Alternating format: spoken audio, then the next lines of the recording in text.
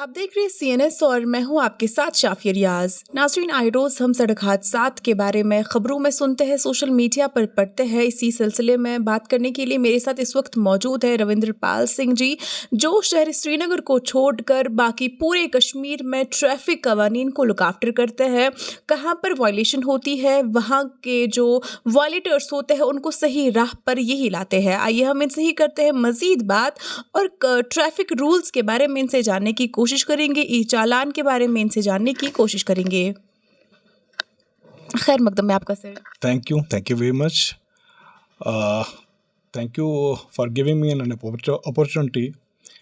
और जैसे कि आपने खुद ही बोला कि एक तो ट्रैफिक का जो वायलेशंस हैं वो हम लोग जितनी भी हमारी ट्रैफिक का अमला जो हमने डिप्लॉयड किया, कम से कम कोई 9 जो हमारी डिस्ट्रिक्ट्स हैं, जो रेवेन्यू डिस्ट्रिक्ट्स हैं, वो 3 PD हैं हमारी डिस्ट्रिक्ट्स।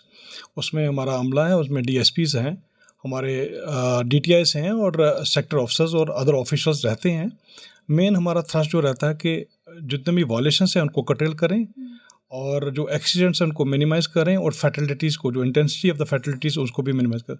उस सिलसिले में हम लोग स्पेशल ड्राइव्स, आपने देखा कि कम से कम 3 महीने से, पिछले 3-4 महीने से हम लोग इस पे लगे हुए हैं और हमारी कोशिश है कि जितना भी वायलेशंस हैं हम उसको ख़त्म करें और मिनिमाइज़ करें, सो दैट एक्सीडेंट जो हैं वो कटेल हो जाएं और फैटलिटीज़ भी जो हैं वो कम हो जाएं। और उस सिलसिले में हमने अपने जितना भी अमला है, हमारे DYSPs हैं, DTIs हैं, हमारे सेक्टर ऑफिसर्स हैं, उनको भी हिदायतें दे रखी हैं कि जितने भी वायलेशंस करने वाले हैं, they will not let them go and they have to be penalized and they have to be booked as per the provisions of Motor Vehicle Act. And in the coming days also you will feel the same, the way we are doing, we are performing, we are showing, and we are meeting the people, we are counseling the people, we are giving them the awareness programs are also been organized, and we also reach to the schools, universities, even to colleges, even to the primary schools also, so that अभी से हम लोग इनके बीच में कुछ ना कुछ चीज़ें जो हैं ट्रैफिक को लेके अगर इनकलकेट करें, वो फ्यूचर में हमें बहुत काम आएंगी, because the future belongs to the students. जो टीन एज रहते हैं, हमारे अडल्टसन में जाते हैं, देन जब भी एम्प्लॉयमेंट सीख करते हैं, तो जो भी अभी उनको लर्निंग मिलेगी अभी, तो वो आगे भी वो फॉलो करेंगे। तो हमारा यही एक थ्रस्ट रहता है। और जितने भी रिमोटेस्ट एरियाज जो हैं, हम लोग उसको कैटर करने की कोशिश करते हैं। हम recently I have deployed 4 my officials along with 1 SO at करना। तो वहाँ पे भी मेरे को काफ़ी आ रही थी शिकायतें कि यहाँ पे गाड़ियाँ जो हैं वो परमिट के बगैर नहीं चलती और फिटनेस भी नहीं है वहाँ पे, और ओवर लोडेड, जो कि मैंने आपको बोला कि 0 टॉलरेंस मेरा रहेगा in future. I will not tolerate over crowdness because it is harming to the passenger, the commuters, as well as whenever it go in any vehicle with the overloaded crowded passengers, अगर वो accident को meet करती हैं तो वहाँ पे fatalities हमें बहुत ज़्यादा मिलती हैं और एक्सीडेंट भी और इंजरीज भी काफ़ी मिलती हैं। अगर हम ई चालान्स की बात करेंगे तो जब से ई चालान्स इंट्रोड्यूस हुए, मुतारिफ हुए, तब से वायलेशन, ट्रैफिक रूल वायलेशन पे कितना असर पड़ा है? हाँ, ई चालान जो है हमारा एक बहुत ही बढ़िया एक कंसेप्ट है और उसमें एक ट्रांसपेरेंसी भी रहती है, और through that medium we come to know about the violations. तो वहाँ पे ऑटोमेटिक एक मशीन है और उसमें हर एक चीज़ हमें पता चल जाता है, और एक बेनिफिशियल भी है हमारे लिए भी, और जो भी वायलेटर है वो उसके लिए बहुत ही एक डेटरेंस रहता है, और वो बहुत ही ज़्यादा उसमें वो कहीं पे भी कोशिश नहीं करते, हमारे साथ आर्गूमेंट की कोशिश नहीं रहती वहाँ पे। There is no scope of argumentation. Otherwise आप देखेंगे कि जैसे भी हम लोग मैनुअल टाइप करते थे तो उसमें काफ़ी लोग हमें एक तो हकारत की नज़र से देखते थे और इनडिसिप्लिन वे में बिहेव करते थे और quarrelsome हो जाते थे, कई बार वो लड़ाई झगड़े पे भी उतारू हो जाते थे। But by the introduction of this machine it's transparent now. अगर हम माइनर ड्राइविंग की बात करेंगे तो आए रोज़ हम सड़कों पर देखते हैं छोटे छोटे बच्चे जो है वो स्कूटीज़, गाड़ियाँ लेकर आए होते हैं। अगर हम माइनर ड्राइविंग की बात करेंगे तो आए रोज़ हम देखते हैं छोटे छोटे बच्चे जो है स्कूटीज़, गाड़ियाँ लेकर सड़कों पर आते हैं, स्टंट करते हैं, जबकि उन्होंने पूरे सेफ्टी प्रिकॉशंस भी नहीं लिए होते हैं। उनके लिए आपका क्या इकदाम रहेगा?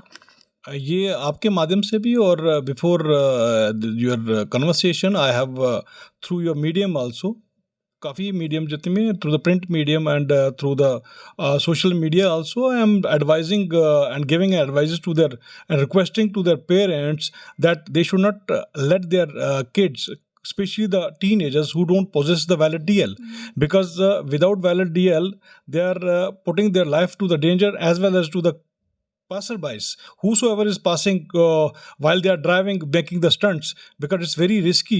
Although it's a passion for them, but they are putting danger to the other commuters as well as the passerbys, to the passengers in the other vehicles also. So this is not tolerated at all, and we will not tolerate this stunt of the people who are passionate about it, especially the teenagers. And my advice to their parents also, don't let them to give the bikes or four-wheelers until and unless they attain the age of getting the DL. So even they can also be penalized and they can also be put behind the bars. ए चालान के हवाले से मैं आपसे एक सवाल करना चाहूँगी। जब किसी का चालान हो जाता है तो उससे वो चालान फुलफ़िल करने का एक कोई ड्यूरेशन मिलता है, या वो कभी भी किसी भी वक्त तक वो जो है फुलफ़िल कर सकता है?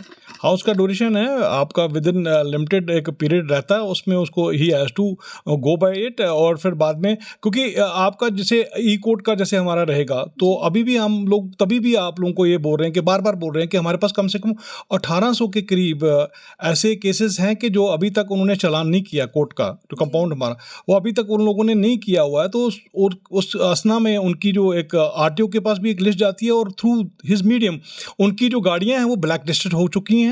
और मेरी आपके through your medium I am just advising them that आपका जितना भी डिस्पोजल कर लें, जो भी चालान आपके हैं वो डिस्पोज ऑफ कर लें, सो दैट आप लोग ब्लैक लिस्ट नहीं होगा, क्योंकि आपकी गाड़ी आपको चलने नहीं देंगे।